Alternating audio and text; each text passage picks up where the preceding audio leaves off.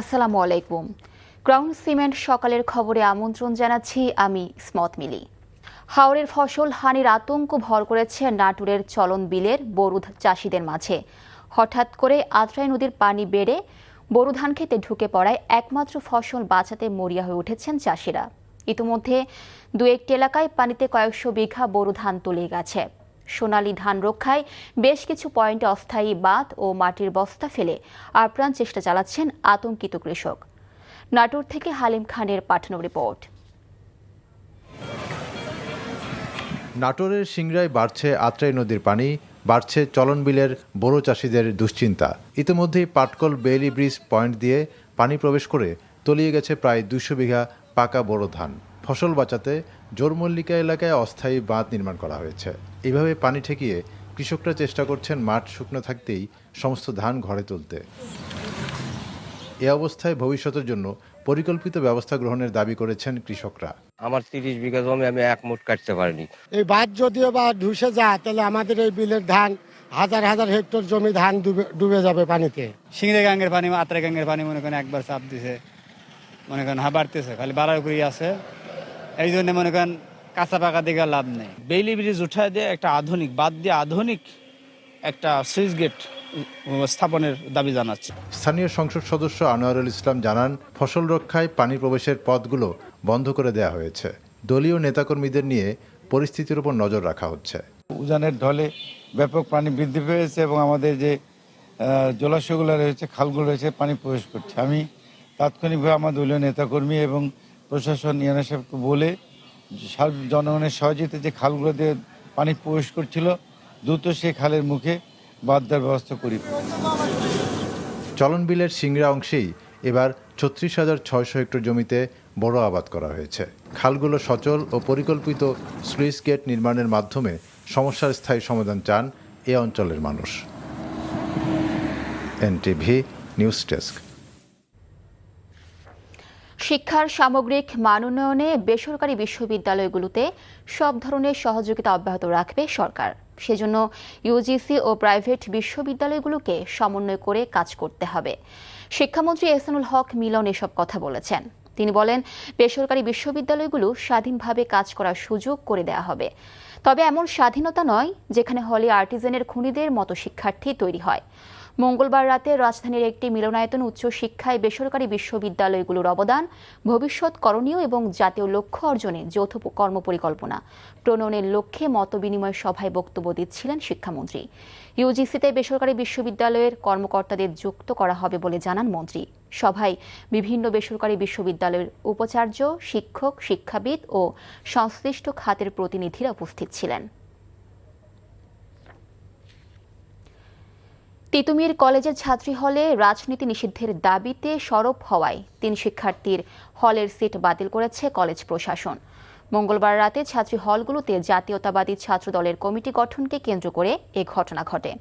ঘটনার পরপরই ক্ষুব্ধ শিক্ষার্থীরা হল থেকে বের হতে চাইলে তাদের বাধা দেওয়া হয় বলে অভিযোগ ওঠে। হলের গেট বন্ধ করে রাখা হয়। পরে তালা ভেঙে তারা ক্যাম্পাসে প্রবেশ করে বিক্ষোভ শুরু করে। এ সময় কলেজের মূল ফটকও বন্ধ করে রাখা হয়। বিক্ষোভকারী ছাত্রীরা সিট বাতিল হওয়া শিক্ষার্থীদের পুনর্বহাল ও ছাত্রী হলে সব ধরনের ছাত্র রাজনীতি নিষিদ্ধের দাবি জানান। ছাত্রদলের কমিটি দেওয়া হয়েছে, আমরা হলে সাধারণ শিক্ষার্থীরা চাই না হলে কমিটি দেওয়া হোক। আমাদের প্রতিনিধি যে আপু আমাদের হয়ে কথা বলছে, সে আপুদের সিট বাতিল করে দেওয়া হয়েছে, 4 জনের সিট কেটে দেওয়া হয়েছে।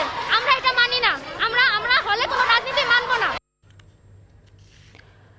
চারপাশে নদী ও খাল থাকলেও তীব্র সুপেয় পানির সংকটে পিরোজপুর পৌরসভার বাসিন্দারা। সুপেয় পানি না পেয়ে চরম কষ্টে দিন কাটছে স্থানীয়দের। এদিকে কয়েক বছর ধরে ওয়াটার ট্রিটমেন্ট প্লান্ট এবং বরাদ্দের দোহাই দিয়ে দায় এড়িয়ে যাচ্ছে পৌর কর্তৃপক্ষ। পিরোজপুর থেকে রশিদ আল মোনানের পাঠানো রিপোর্ট। প্রায় 150 বছরের পুরনো পিরোজপুর পৌরসভা এলাকাটির 90% রাস্তা ভাঙাচোরা। নানা সমস্যায় জর্জরিত এই শহরটিতে সম্প্রতি মহামারী আকার ধারণ করেছে সুপেয় পানি সংকট। নিয়মিত বিল দেওয়ার পরও পর্যাপ্ত পানি মিলছে না অনেক এলাকায়। পৌরসভার সাহেবপাড়া, মণ্ডলপাড়া, মাসিমপুর, কুমারখালী সহ অন্যান্য এলাকায় গত 1 মাস ধরে সুপেয় পানি মিলছে না বললেই চলে।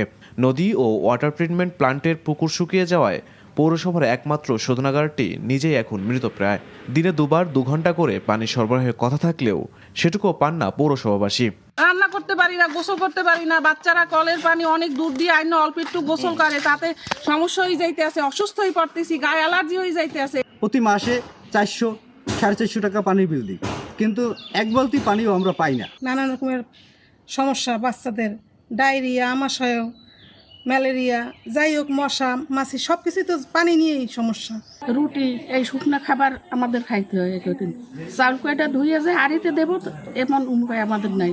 সংকট সমাধানে নতুন করে ওয়াটার ট্রিটমেন্ট প্ল্যান্ট প্রজেক্ট চালুর কথা বলছে পৌরসভার নির্বাহী প্রকৌশলী। আপনাদের টোটাল পৌরসভায় কোনো পানির সমস্যা থাকবে না। সেখানে প্রায় 150 কোটি টাকার কাজ করবে। সেখানে ওই একই সারফেস ওয়াটার ট্রিটমেন্ট করবে, নতুন প্ল্যান্ট বসাবে, তারা 5টা ব্লকে ভাগ করে পানি সরবরাহ করবে, 24 ঘন্টা পানি নিয়মিত পাবে সমস্ত পৌরবাসী। প্রজেক্টটা আমরা চালু হয়েছিল, ফিজিবিলিটি স্টাডি রিপোর্ট হয়ে গেছে। প্রাচীন এই পৌরসভায় বসবাসকারীরা অতি দ্রুত সুপেয় পানির সংকট দূর করার পদক্ষেপ চান। NTV news desk. মেহেরপুরের গাংনী উপজেলার তেঁতুলবাড়িয়া গ্রামে একটি বোমা সদৃশ বস্তু ও হুমকিমূলক চিরকুট উদ্ধার করেছে পুলিশ।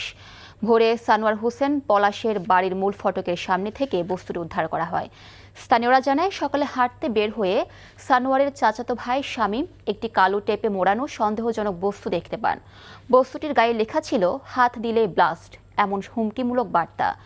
পরে তাৎক্ষণিকভাবে পুলিশের খবর দেওয়া হয়। খবর পেয়ে পুলিশ দ্রুত ঘটনাস্থল থেকে বস্তুটি উদ্ধার করে।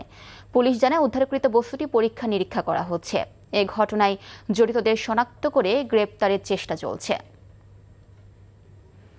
সকালের খবর এটুকুই। এই খবরের ভিডিও সহ আপডেট জানতে ভিজিট করুন এনটিভি অনলাইন www.ntvbd.com। এছাড়াও এনটিভির জনপ্রিয় সব অনুষ্ঠান ও খবরের আপডেট জানতে ভিজিট করুন আমাদের ইউটিউব ও ভেরিফাইড ফেসবুক পেজে। 12টায় মধ্যাহ্নের খবর দেখার আমন্ত্রণ রইল। ধন্যবাদ সবাইকে।